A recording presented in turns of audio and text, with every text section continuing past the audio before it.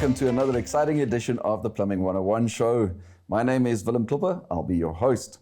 Now, usually these Plumbing 101 shows or episodes are directed at the plumbing industry or plumbers for that matter.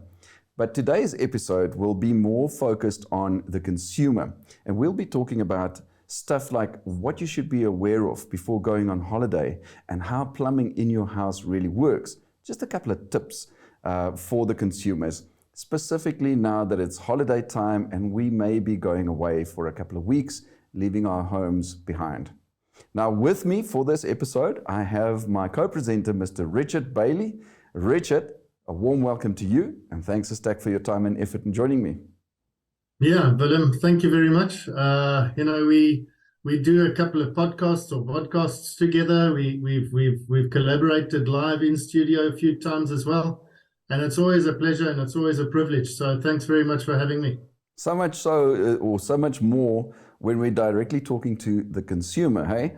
Because now we are bringing across the important information and interesting information to the consumer as well, Richard. Well, I mean, this is what it is, yes, we have a plumbing profession and we've got a whole heap of professionals within that industry, but, plumbing affects us all. And very often we don't have the time / inclination / budget / knowledge to call a plumber for necessary things. And these tips and tricks help the consumer on a day-to-day basis just to try and understand a little bit better what it is that they should be aware of, how their plumbing systems work in a very broadly speaking nutshell, but I think it's very valuable info to give to the consumer. Absolutely. But before we delve into that conversation, Richard, and share that information with our consumers and with our viewers and our listeners, let's just quickly go or cross over to Naomi for some industry-related news.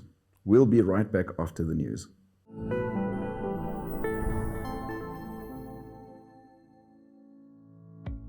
Hello and welcome to the news. While being required by law, occupational health and safety is also essential for a viable workforce, society, and economy. Concor, a construction firm with a variety of services, received the highest safety rating for its Trevena project in Pretoria, demonstrating its dedication to safety and zero harm. The Master Builders Association awarded the project a 5-star safety grading following a thorough compliance audit on site. According to Concor Health, Safety and Environmental Coordinator Margaret Dube, the MBSA audit included an in-depth inspection of site activities, housekeeping, machinery, and equipment. Safety, of course, is prioritized among personnel and subcontractors alike by implementing this culture through leadership. In other news, no matter how well designed and installed a plumbing system is, it won't function reliably or hygienically if it's made of poor material and parts. Brendan Reynolds, the Executive Director of the Institute of Plumbing South Africa, blames the situation on a lack of oversight of current regulations, requiring the use of quality material. The South African national standards that control the production of plumbing supplies and parts in the nation work to guarantee the system's safe and hygienic performance. Now, of course, customers are aware that high-quality plumbing parts will help them save water, which is a scarce resource in the nation. When manufactured according to standards, plumbing products are also much more durable in quality. In addition to offering better warranty terms and conditions, high-quality material and components also reduce their need for repairs and maintenance, resulting in cost savings. Meanwhile, according to the International Water Association, 66% of the 9.7 billion people who will inhabit the planet by the year 2050 will live in urban areas. Because of this, smart solutions are needed for the management of sustainable water resources. To guarantee that water solutions are workable from a local perspective, water infrastructure must be future-proofed in collaboration with the governments and the communities. That's it for now. Let's take it back to Willem in studio. Welcome back to our viewers, and thanks a stack to Naomi for the latest news of or within the plumbing, or about the plumbing industry for that matter. Now, Richard, we did mention just before we took the break to the news, or we crossed over to the news, that we're talking to the consumer today. And we are sort of just sharing with them a couple of interesting facts and creating a little bit of awareness of their plumbing systems in their homes. And we're doing so specifically now that it is, the festive season, the holiday Christmas season. And we're looking at things like people may be asking, all right, but why? What is there to tell me about my plumbing system? What information would you like to share to me about plumbing? I can tell you, for one, a while ago, just before I took a relatively long break during a December holiday, I asked a qualified plumber the following question. I said to him, listen, when I go on holiday, I usually close off the main water feed to the house. The reason, therefore, is I don't want to come back from the holiday and find that a pipe had burst while I was on holiday and my whole house has been flooded and nobody noticed because there's no one at home. And imagine that water bill and the damage that it can do. Therefore, when I, Willem, go on holiday, I usually turn off, especially when I go away for a long period of time, I turn off the main water feed, the main water supply from the municipality, right? And I asked this qualified plumber, I said to him, would it be a good idea to just leave my geyser on, switched on? Or is there some, can it cause some cause of problem or whatever? And because I'm a consumer and a layperson, and I don't have the expertise in plumbing, the plumber explained to me, listen, it's not the best idea to do that because that's a vessel that builds up pressure the whole time. There's not going to be a flow through it. It's not going to be an outlet or those kind of things.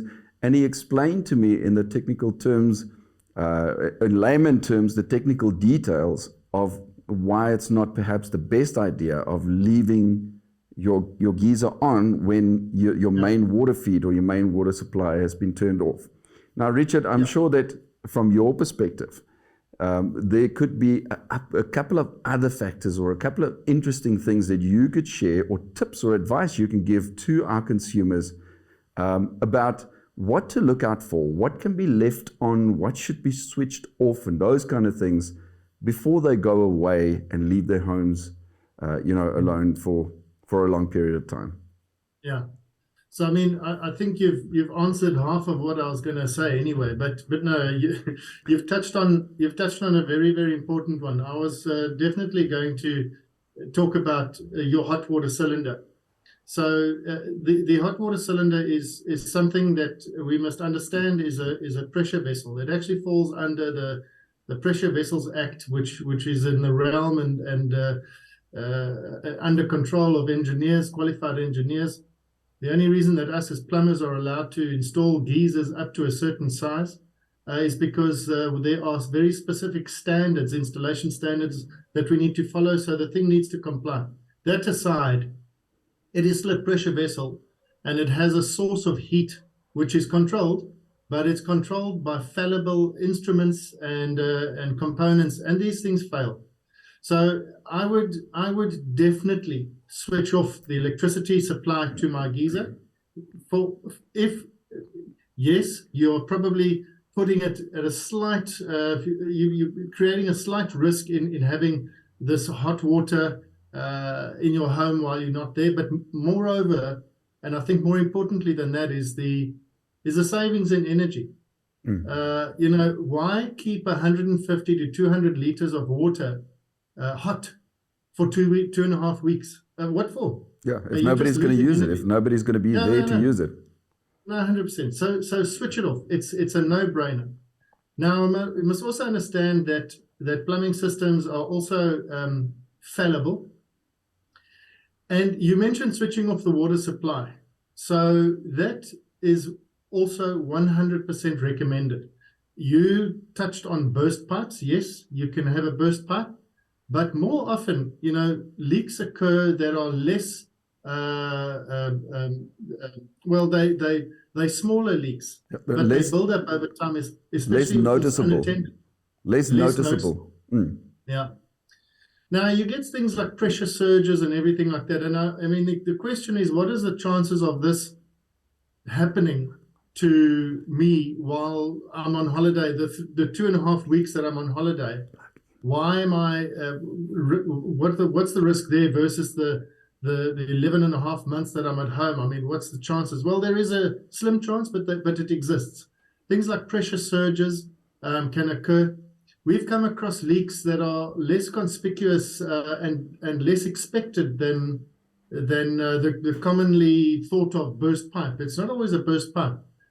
An example is all of the little shut-off valves, if you have them underneath your basins and next to your toilets, these little angle valves, we call them. Some of them are not properly accredited or approved in terms of the fittings and the materials that they've been made of.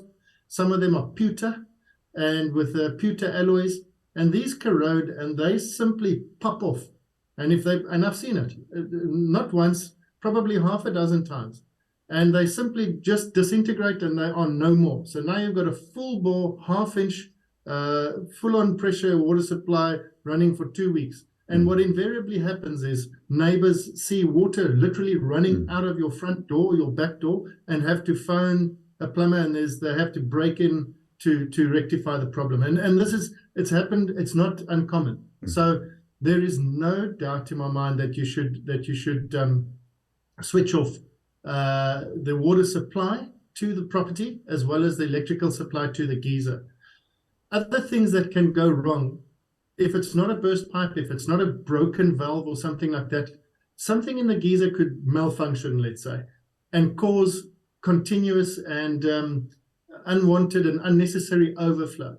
Now, even if it's a trickle, and if you take up the amount of liters of water wasted in a 2-week period with a trickle, especially if it's heated water, and you're continuously heating that water, it's thousands of rands. And so those sorts of things it's a no-brainer for me. Switch off electricity supply to the geyser, switch the water supply off to the property. All right, Richard, so now we've given a couple of tips for what to look for, what to switch off, and what is recommended to switch off and why before leaving for an extended period of time and going on holiday. But talking about getting back from holiday, Richard, what things would you recommend that people take care of or look at or look for when they get back from holiday? Yeah, as you've said, Willem, you are disrupting the plumbing system. You're actually disrupting it by shutting it off, because now you're depressurizing it, and then all of a sudden you repressurize it. So the first thing I'd say is you must be aware, and you don't have to be aware of the intricacies of how a plumbing system works, but if over that period of time some air has crept in by whatever means, you want to dispel that air. So my first thing that I would recommend people do is go to a hot tap, a high flow hot water outlet tap, such as a bath hot water tap. Open that first, and then go outside to your meter and slowly open the incoming supply. Don't just crack it open 100%. You could put a lot of stress and strain on it. What you're doing by opening a hot tap is that's the most likely area for a little bit of air accumulation over time. And you could find that there's a pocket of air sitting in the top of your geyser that you want to get rid of. So opening that tap and then your mains will ensure that you've got a pathway open when that water's coming in to dispel that air. It'll come and it'll splutter and bubble and so on out through that tap. Once that spluttering and bubbling has ceased and stopped, you can then close that hot tap and then open a cold tap, another cold tap, because there also might be a little bit of air somewhere in thereabouts. Once you've opened both and allow that spluttering to stop, you can then close both and allow your system to come up to pressure slowly. Your outside tap is still only just cracked open. You haven't opened it fully to shock it. And now I would go around, just as a precaution, to all of the things like I mentioned before, your angle valve underneath basins, your angle valve at the geyser, at the toilet, I beg your pardon, the toilet float valves themselves, your overflows as they come out of the roof space on the outside from the geyser, are they dripping? I'll tell you why I say this, Willem, is because when you've depressurized and then repressurized a system, what invariably happens is a little bit of movement within the pipes and so on, and you tend to dislodge debris that is sitting on the inside surface of the pipes. And so you've disrupted it. Some of it is going to be dislodged. And as you let that water flow, it's going to find its way to various filters, into various valves and so on. So expect, I'm not going to say expect problems, but expect there to be some debris in, for example, your valves and so on, which can cause drips, unnecessary drips from the geyser, which can cause float valves on a toilet cistern to not close off properly and start to overflow that cistern. And so just go methodically, spend 5 minutes, walk around and have a look to see how that everything's behaving. And then you can go outside and crack open that stop tap fully and open it fully. And then you kind of back to normal. You will, as you say, expect to find a little bit of stagnant water, brownish water. I would definitely agree with you. Flush it out. Put a plug in your bath, let it run for 30 liters, and then you can bucket that out to your grass or your plants, and just do the same little flush out very briefly at all your points, and then you're okay. Richard, there's a lot more that we can share with the consumers, to create awareness for them and give them some interesting facts about the plumbing systems within their homes, what to check for, what to look for, and those kind of things. But before we go into any further details, let's just cross over to a quick ad break. And for our viewers out there, don't go away. We'll be right back right after this. Good day. How can I help you? Hi, I'm here to log in my COCs, but I seem to be having an issue with my computer. No problem. But did you know that you can log your COCs using an app on your cell phone? Oh, what app is that? It's called the App Plumber. Do you have a smartphone with you? Yes, I do. Oh well, let me show you how it works. Not only can you access your PIRB profile on the App Plumber, but you can also earn CPD points while exploring the plumbing industry in the palm of your hand. Download the app from Google Play Store and join thousands of other happy users. Welcome back. You are still tuned into this episode of the Plumbing 101 show, in which we are talking directly to the consumer, the homeowner, the layperson who's not a plumber. And just before we went into the ad break, we looked at a couple of things like what to look for before going on, factors to consider before going on holiday and leave your home for about, an extended period of time. I'm not going to say about 2 weeks or whatever, and we also looked at what to do and what to look for when you return from holiday. But now that you know those kind of things, let's share a bit of more information about your plumbing system at your house, at your home. Just a couple of factors to consider or to know about and to be aware about how your plumbing system actually works in your house. Let's cross over to a quick video that we're going to share with you. Hey everyone.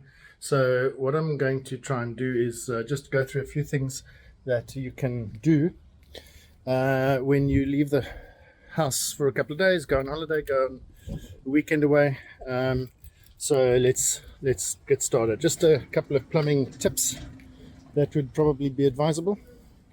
I'm going to close off the main water supply to the house, because when something's under pressure, even if it's not being used or utilized, the pipes are still under pressure and they could rupture, burst, and fittings and so on in the house could also rupture and burst, as I'm about to show you.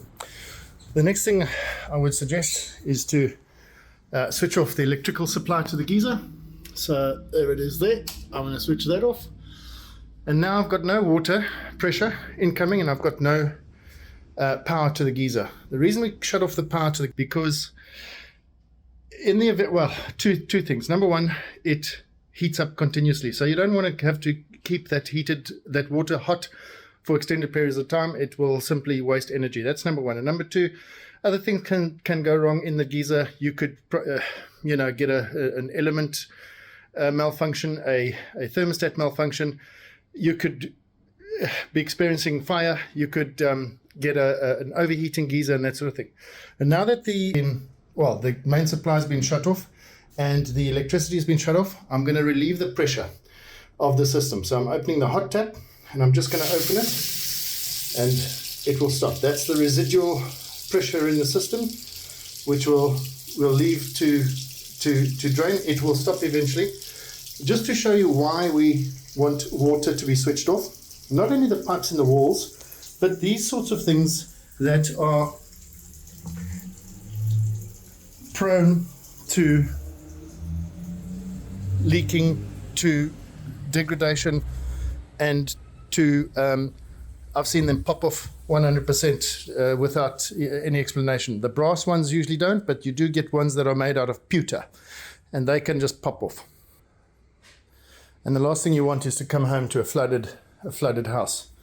Right, so that is stopped sufficiently. That's just the very, very last pieces of residual pressure in the pipes. So I'm going to close that now. Now, pretend that I've come back from holiday and let's do the whole thing in reverse. So I haven't yet switched the power onto the geyser because I don't know, after having come back from the holiday, I don't know that it's full of water or properly full of water. So the first thing I do is to very slowly and carefully open the stop tap, and I'm just going to crack it like that, not fully, and we can then wait for that pressure to build up and get rid of any residual air in the system, again by means of opening both the hot and the cold taps. We'll begin with the hot. So we might find a little bit of air coming through from the geysers. I'm going to, yep, there we go. Also a little bit of dirt because the system has been stopped and started. So we are now sure that the air is out of the hot water system and the water is now hot. There it is. Oops. A bit more. So after a minute or two of that, make sure that it's out of the hot. Same with the cold. I'm not going to do the whole thing. So there we are. And now switch the water back on, at least the power supply to the geyser back on. There we go. You can see there it's on. So that's it for leaving and arriving back from holiday. The last thing I'm going to do is, now that the system has charged and there are no leaks and the air has been released, I'm going to fully open that stop tap. Because remember, we didn't open it fully, we just cracked it. Now I'm going to fully open it. And then we're back to normal. Right, so now that we've gone on holiday, we've come back, we've recharged the system. There's a couple of things that we need to look at. The system's back up to pressure now. The geyser's operational, and we need to make sure that there's no leaks. So you would go inside, have a look at all the basins, baths, showers, whatever the case may be, wherever the taps are, make sure there's no leaks. And then you come outside to your geyser's overflows. There they are. There's the three of them. So the smaller one is from the expansion valve, and that should drip intermittently as water expands from the geyser. In other words, whenever it switches itself on to heat up, it will expand and it will drip from there. The medium-sized one is your emergency temperature and pressure relief valve, and the larger one is your drip tray. Now, larger ones should ever drip. If they do, there's a problem. So if either one of those large two pipes start to misbehave and drip, call a plumber. What you will find after switching the geyser back on after a while, in about 10, maybe even less minutes, 5, 6 minutes, you'll find that small little pipe starting to drip. That's perfectly normal. It'll drip for an hour or hour and a half, depending on how much water it needs to heat up, and that'll be hot, and then that'll be fine. And that's it. So thanks for tuning in, and I haven't groomed for this video, but it is what it is. Richard, awesome information shared in that video clip. You know, as a layperson, as a homeowner myself, or an occupant of a home myself, I always find it interesting to learn about things like plumbing. I mean, we always consider plumbing to be the simplest thing on the planet, yet it is actually a very complex thing. And it's always good to see video clips like that, which shares valuable information about our plumbing system with us, the consumers. Yeah, no, absolutely. I mean, you know, I always like to say what's out of sight is out of mind. And very often we place great emphasis on what we can see and what we can show to our friends in terms of, look at this 30,000 Rand bathtub with gold fittings, but the pipes in the walls are the cheapest, nastiest things, and that's your heartbeat. So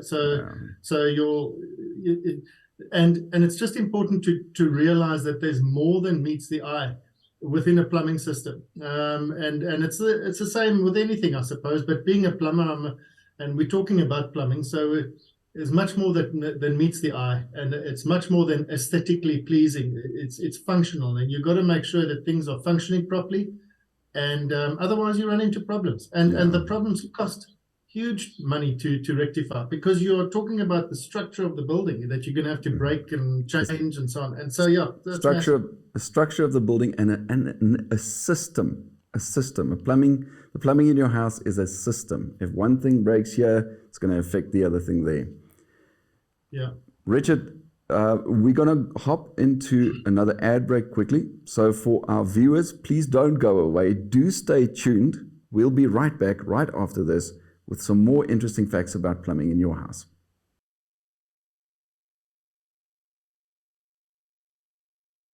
Welcome back to this exciting episode, an informative episode of the Plumbing 101 show, in which we are talking to you, the consumer, the homeowner. Just before we went into this ad break, we looked at how your house, the plumbing system in your house functions and operates. And before that, we even spoke about a couple of things, a couple of factors to consider before going on holiday and factors to consider when you return from holiday.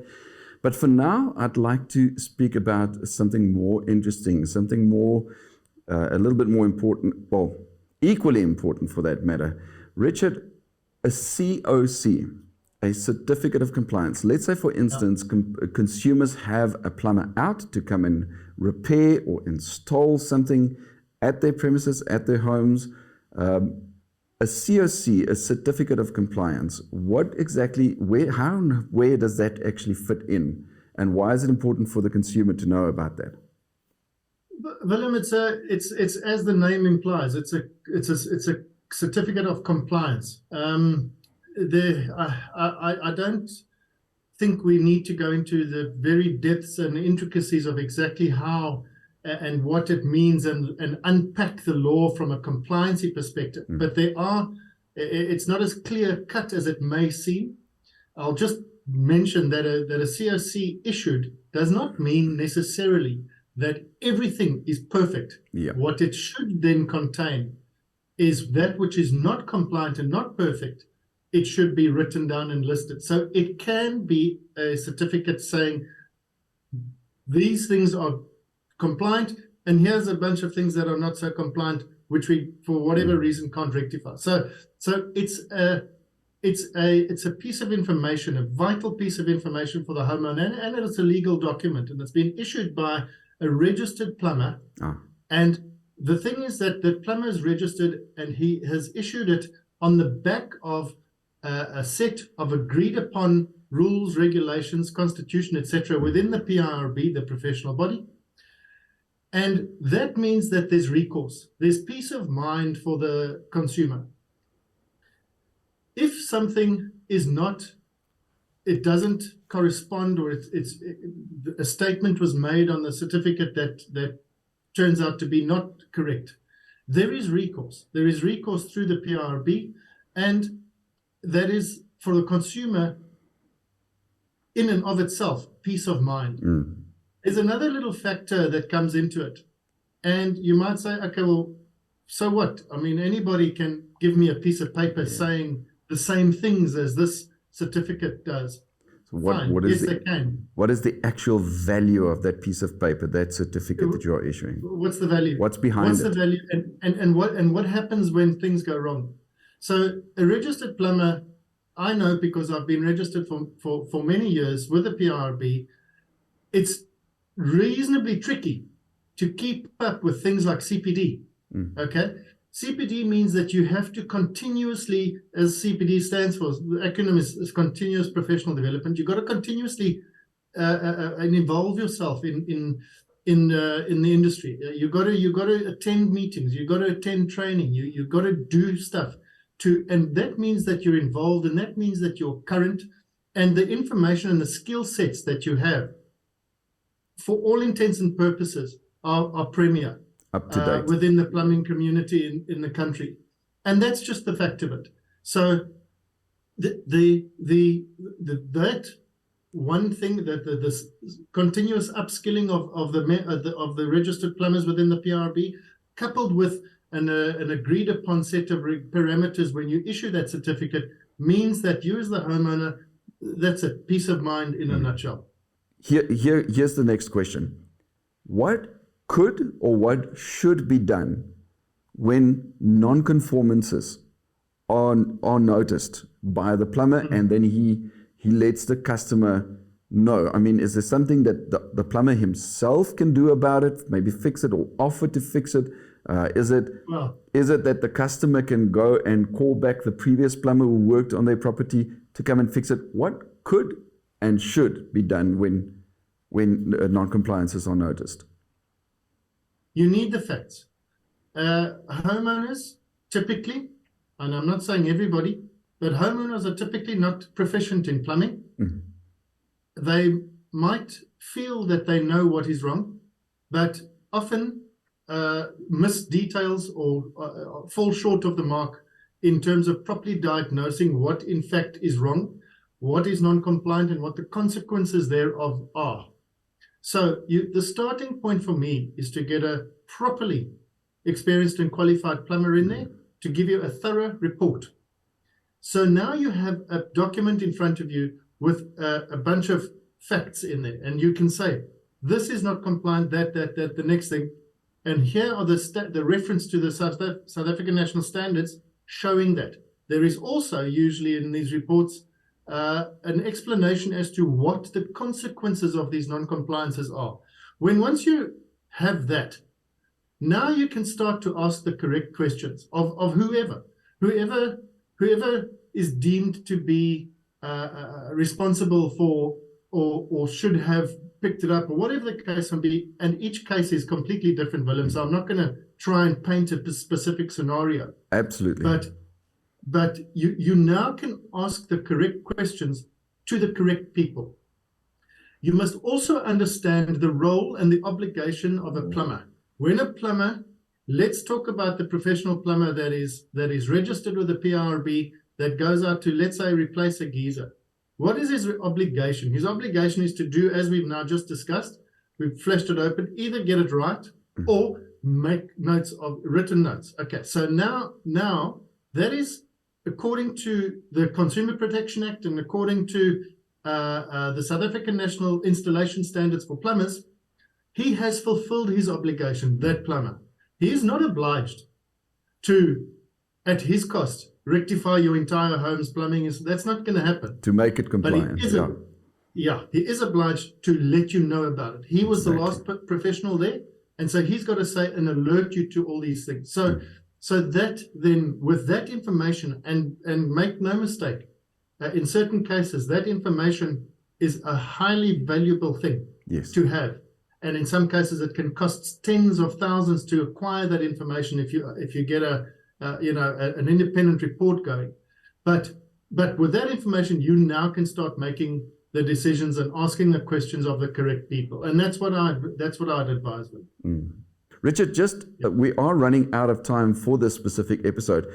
Just for a last bit of, we're talking about registered plumbers. We're talking about, we throw around the word qualified plumbers.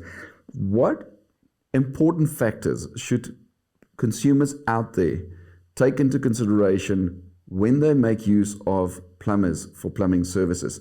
I mean, we get the plumbers who are out there with a sign standing next to the road says, I can fit pipes together, so I'm a plumber. And then you obviously have your properly qualified plumbers? Please give the consumers a last bit, a couple of tips. I mean, to answer that question, Willem, I would like to take 10 steps back and just ask the question, how important do you think plumbing is in your life? Is it something that's important? Is the access to clean drinking water important? Is the service of removing efficiently, cleanly and smartly removing contaminated water from your house, is that important to you? And is it important to society and the very existence of the human being? So you can answer that question yourself, but leading on to that, you then need to ask the following question is, well, who do I want to take care of that for me? Can it be anybody? Can it be my uncle or perhaps myself? Or should I get, heaven forbid, a properly qualified registered plumber?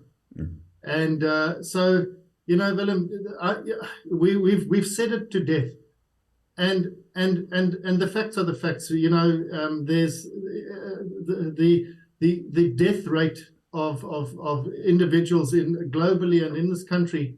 And I did a bit of research recently, and if you do a collaboration, or if you look at lack of access to sanitation, lack of access to clean drinking water, and lack of access to hand washing. Those three things as a percentage of the death rate in this country currently, well, as of 2019, is 4.85% of deaths in this country are attributed to those three things. So ask yourself who you want to do your plumbing, and then you can then start to answer those questions for yourself and say, well, do I want a PRB registered plumber with some recourse, I know has got background knowledge, which I know does CPD, because to be registered with a PRB, you have to do CPD. You have to be current. You have to have certain skill sets. And I also know that this man, woman, has been audited on a regular basis by auditors, and his or her work is up to scratch. I'll leave it there. It's not. I'm not going to tell, but that's the questions you need to ask. I'm going to end this episode off by giving this last tip to the consumer. If you use a PIRB registered plumber, you know that when they are licensed, when they have that designation on their PRB card that they are licensed, it means that they are fully qualified. You don't have to even have any doubt that a PRB registered and licensed plumber is fully qualified and qualified for the specific job that they are doing. They have gone through all the hoops and loops. The verification process is there when they register with the PRB.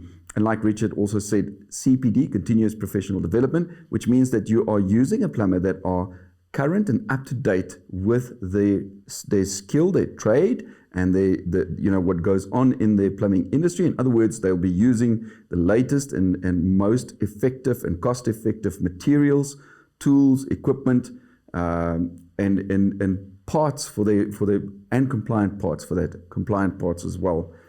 So to the consumer out there, always make sure that you use a properly qualified and even one step further, a registered plumber.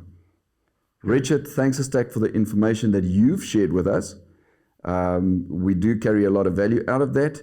But to our viewers, don't go away yet. We are going to go into or cross to some industry-related news right after this.